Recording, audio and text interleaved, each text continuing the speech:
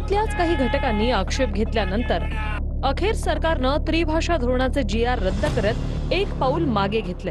मुख्यमंत्री देवेंद्र फडणवीसांनी अधिवेशनाच्या पूर्वसंध्येला ही घोषणा केली।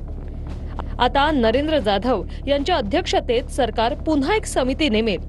त्रिभाषा सूत्र कसं लागू करावं, कोणत्या इयत्तेपासून ते शिकवलं जावं याचं सांगोपांग अभ्यास करून समिती अहवाल सादर करणार आहे। त्यानंतर पुढचा अंतिम निर्णय घेतला जाईल।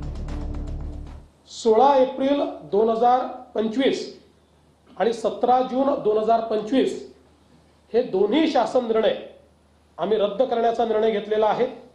हे दोन्ही शासन निर्णय या ठिकाणी रद्द आम्ही करतो आणि ही नव्याने समिती तयार करतो।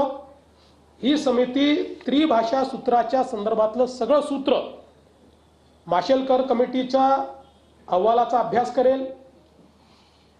ज्या लोकांचं याच्यावर दुमत आहे त्यांचंही म्हणणं ऐकून घेईल आणि त्यानंतर आपल्या विद्यार्थ्यांच्या हिताचा काय निर्णय आहे तो निर्णय या कमिटीच्या माध्यमातून येईल आणि मग तो राज्य सरकार स्वीकारेल।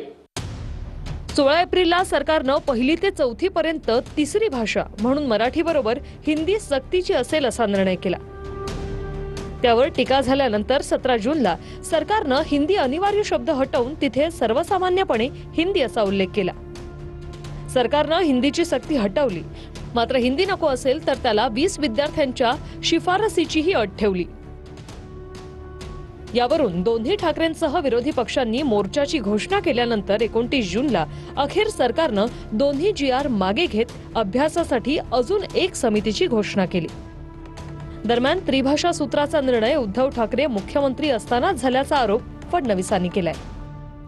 भाजपकडनं सातत्याने ज्या पद्धतीचे आरोप केले जात आहेत की त्यांचं असं म्हणणं आहे की तत्कालीन मुख्यमंत्री उद्धव ठाकरे यांच्या GR काढताना कोण मुख्यमंत्री होतं?